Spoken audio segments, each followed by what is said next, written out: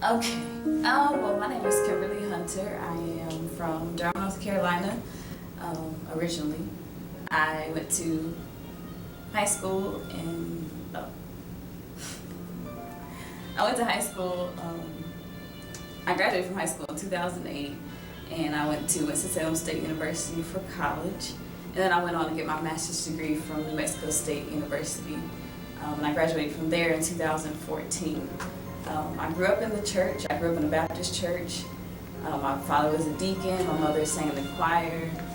So I was heavily involved all the time. I was in Sunday school. And so I always had the knowledge of God, the knowledge of Jesus Christ. So I was baptized at the age of 7. And I later on, as I went through high school, college, my relationship really dwindled. It was, I won't say non-existent, but I wasn't living for Christ at all. I had no real motivation or no real understanding of who He was to me and what He was going to do in my life. So as I went through school, I made a lot of bad decisions, some good decisions, but I could always see the hand of God working in my life. When I graduated from college, I took the GRE. I didn't do well, and I didn't really know where I was going to go. So I had decided I was either going to go to the Air Force or just pay to go to school. So my advisor made some phone calls and got me into New Mexico State University. I want to leave North Carolina and just get a fresh new start. So I ended up getting a full scholarship there, which was a blessing. So I had gone through school without having to pay any loans or any real fees. But when I got to New Mexico, it was not at all what I was expecting it was going to be. I was very lonely. It was a dry place in every sense of the word. The place was dry. I was like the only black person in my class. I didn't connect with people well. So it was very difficult for me. I was already drinking, but I started drinking more. I was hanging out with people who didn't really care about me. And yeah, it was a dark place. There was still something missing. Like I never felt like I was really achieving what I was supposed to achieve. I never felt the sense of purpose. I couldn't find what I really wanted to do in life. So I finally graduated with my master's degree in July 2014, and I started looking for a job. So my initial goal was to go ahead and get my PhD in New Mexico, but I knew I couldn't stay there. I had told my parents about my decision, and so I started looking for jobs. And I knew I wanted to come back to North Carolina, so I started applying for admissions counselor positions, and I was getting nothing. Then I applied to Johnson C. Smith University. A position came open for a data analyst, and the background matched my background in psychology. I had the statistics skills to be successful, so I applied. And it was coming down to the end where I had to make a decision whether I was going to stay in school or move back home. And I think it was late July. I got the phone call, had an awesome interview, and I met Harriet Hobbs over the phone, and she was the director of institutional research at a local university here in Charlotte, and I was offered the position, so I was ecstatic. So I moved here, and I was still drinking, still partying, still just living out in the world, just not knowing that this move to Charlotte was really gonna change my life. So I got here, and she invited me to come to her church, which hadn't started yet. They were going to be moving here in September 2014. And up until that point, I was visiting other churches and checking them out, still trying to figure out where I wanted to be in. Hi, my name is Harriet Hobbs, and I am a member of Revived Church.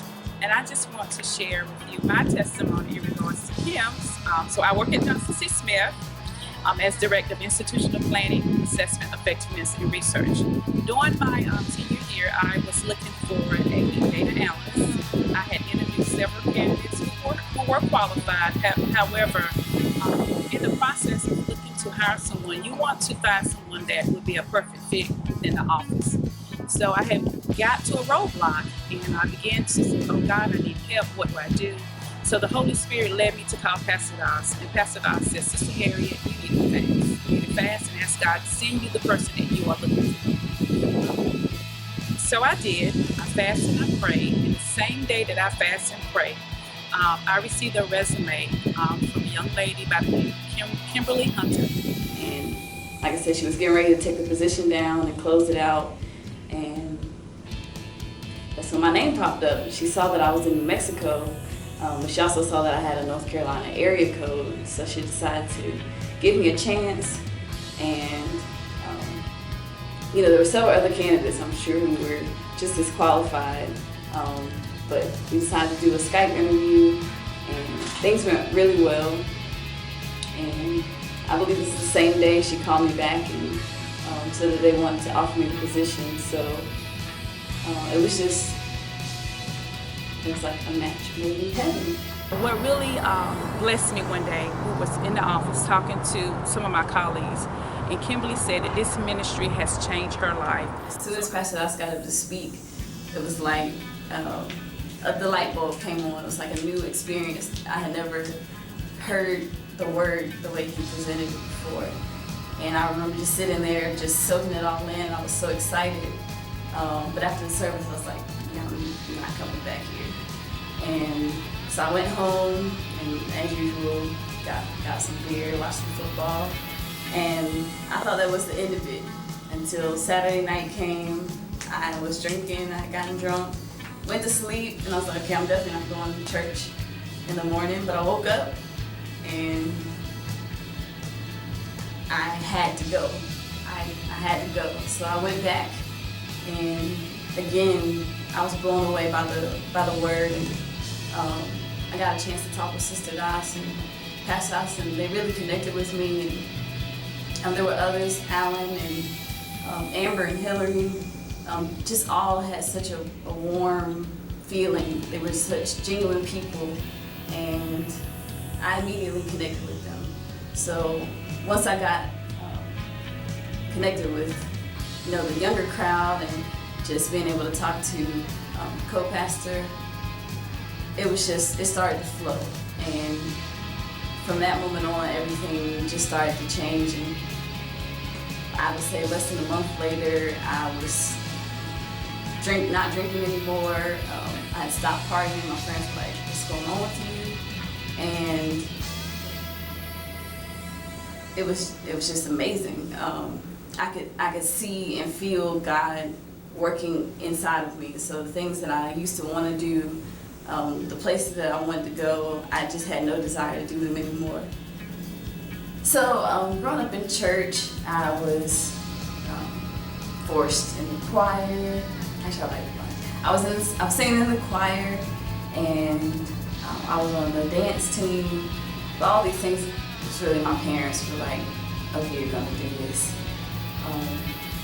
But I enjoyed it eventually. My friends were there. But as I grew up and now being a part of this ministry and having the opportunity to understand what it means to worship and what it means to do everything as unto the Lord, I have the opportunity now to be on the praise and worship team, and now we have a dance ministry here, which I'm a part of.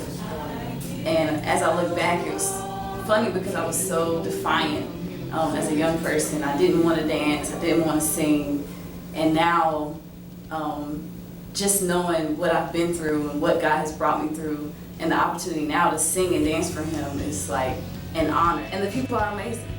You come here, you feel loved. There was no judgment. With Harriet, she saw me from when I first got here. I was in a sorority, I was drinking. She knew all of this, but she never judged me. She never condemned me, but she always just encouraged me to come to church. And so since then, I've renounced being in that sorority. I am no longer associated, and everything in my life has just come full circle. And I can see how I had to be in New Mexico and coming from that place to truly being revived in this church has been an awesome journey. Any notes? No.